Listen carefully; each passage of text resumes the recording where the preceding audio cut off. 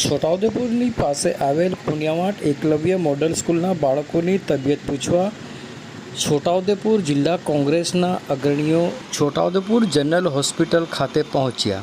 આ પ્રસંગે છોટાઉદેપુર વિધાનસભાના પૂર્વ ધારાસભ્ય સુખરામભાઈ રાઠવા, હાસ્ય હાથ જોડોના કન્વીનર પ્રોફેસર અર્જુનભાઈ રાઠવા, છોટાઉદેપુર શહેર કોંગ્રેસ પ્રમુખ સુલેમાનભાઈ રલિયા, છોટાઉદેપુર તાલુકા કોંગ્રેસ પ્રમુખ સોમભાઈ રાઠવા, છોટાઉદેપુર જિલ્લા પંચાયત વિરોધ પક્ષના નેતા નગીનભાઈ રાઠવા, સોએબભાઈ દાલ તેમજ અન્ય કોંગ્રેસના અગ્રણીઓ ઉપસ્થિત રહ્યા હતા। આવો સાંભળીએ આ અંગે છોટાઉદેપુર વિધાનસભાના પૂર્વ ધારાસભ્ય સુખરામભાઈ રાઠવા શું કહી રહ્યા છે, સાંભળો તેઓના મુખે।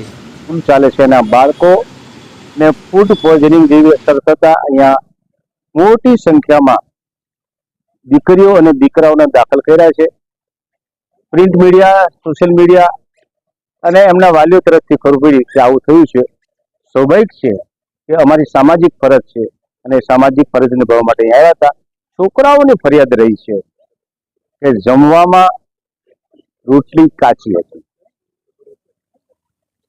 શાક ટામેટાનું હતું, તેલ ઓછું વધતું પણ થયા કરે। મને ખ્યાલ છે આ શાકભાજી પહોંચાડવાનો, અનાજ પહોંચાડવાનો કોન્ટ્રાક્ટર ગાંધીનગરથી થાય છે। એક મોટી સંસ્થા હોય, કામ કરતી હોય, એની હાથ નીચે બીજા કામ કરતા હોય છે। આ રાજ્ય સરકારની મિલીભગત છે એમ કહીએ તો ખોટું નહીં। એમને કેટલું દૂધ આપવામાં આવે છે, કેટલો નાસ્તો આપવામાં આવે છે, એ મેનુને બધું તપાસવાનું મને બાકી છે।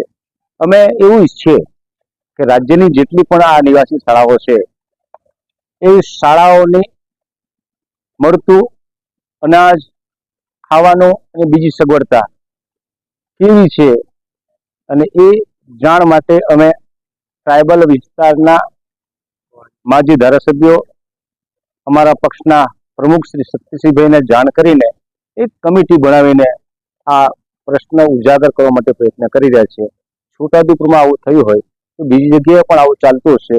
અગાઉના વર્ષોનો જે અનુભવ છે એનો અનુભવ જોતા આનો વહીવટ જે રીતના ચાલવો જોઈએ એ રીતના ચાલતો નથી। રાજ્યમાં ઘણી મોટા સંખ્યામાં આ શાળાઓ આવેલી છે, એમની પાસે ડીઈઓની માફક એની પાસે તંત્ર હોવું જોઈએ, એ તંત્ર પણ નથી। કેટલીક જગ્યાએ વિષયવાર શિક્ષકો પણ નથી, જે શિક્ષકો છે એને કાયમી કર્યા પણ નથી।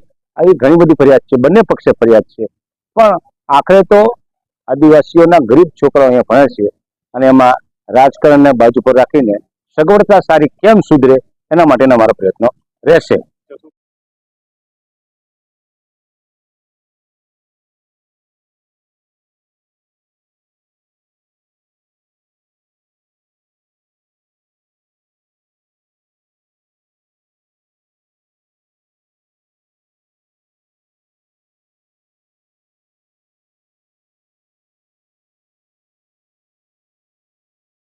બાજુ પર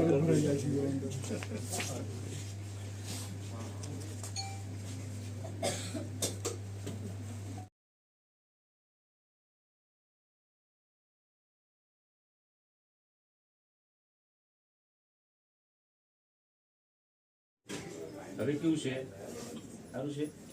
અહીંથી ઘરે જવું છે કે સ્કૂલ પર જવું છે? સ્કૂલ પર